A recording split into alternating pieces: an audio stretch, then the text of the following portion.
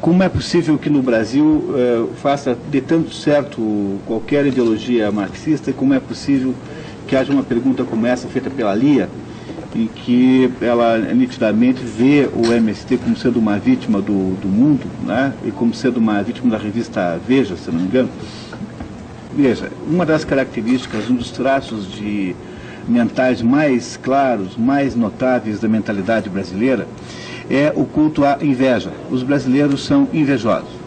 Então eu queria dizer isso com toda a clareza, porque somos assim mesmo, e todos somos vítimas disso, todos somos capazes de nos comportarmos assim, mesmo quando nós baixamos um pouquinho a guarda, mesmo as pessoas mais decentes e mais equilibradas, às vezes são capazes de fazer com toda a clareza, terem um comportamento completamente invejoso.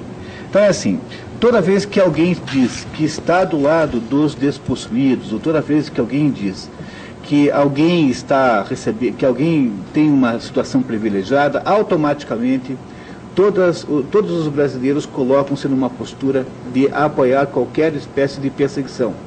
Então, qual é a matéria-prima da qual se nutre o MST? O MST se nutre da ideia de que os fazendeiros são uma porção de gente completamente má, gente que é parecida com aqueles senhores de escravos que de vez em quando as novelas recuperam aí na televisão brasileira, e que essas pessoas que estão invadindo as fazendas produtivas ou não, são pessoas completamente perseguidas, pobres, miseráveis e injustiçadas, quando na verdade essa é apenas uma espécie de fantasia que se coloca assim, porque é deste modo que a mente dos brasileiros entende o mundo. Então, se você começa a pensar e começa a analisar os dados em si, quer dizer, o que faz o MST? O MST, ele reúne nas cidades pessoas desempregadas. Desempregadas por quê? Desempregadas por causa dos defeitos do nosso modelo econômico. Desempregadas pelo fato de que dar emprego no Brasil é uma ação de altíssimo risco. E essas pessoas, então, são convencidas de quanto elas são vítimas da sociedade e do mundo. E elas, então, são levadas pelo MST para organizar invasões que são tão absolutamente e tão claramente programadas que eles contam no jornal antes que vão fazer isso. Como é possível que os brasileiros sejam capazes de comprar uma historiazinha tão primária quanto essa?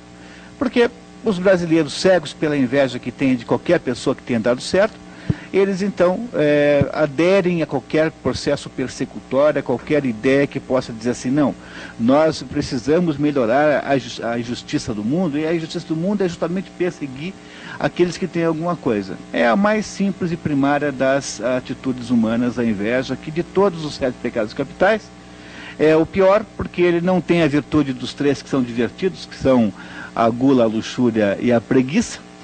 E dos 4 que sobraram, o pior de todos, porque o invejoso é aquele sujeito que não, suportando a ideia de não ter aquilo que o outro tem, ele tudo faz e todo esforço procede para que o outro perca aquilo que ele não tem. Ou seja, o invejoso é basicamente um destrutivo. E no Brasil a inveja é o tempo todo presente, e ela é fundamentalmente aquilo que nós vimos quando a gente, por exemplo, vê essas leis como taxação sobre grandes injustiças. Agora há uma nova ideia de se impossibilitar a herança, ou seja, a herança só funciona por usufruto, só pode herdar aquilo que você pode usar e não mais do que isso, o resto passa para o governo.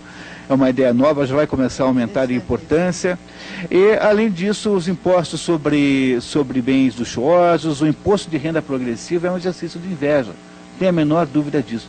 Agora, não há a menor chance da gente deixar as pessoas ricas perseguindo os que deram certo, porque são os que dão certo que vão gerar o emprego para aqueles que não têm nada.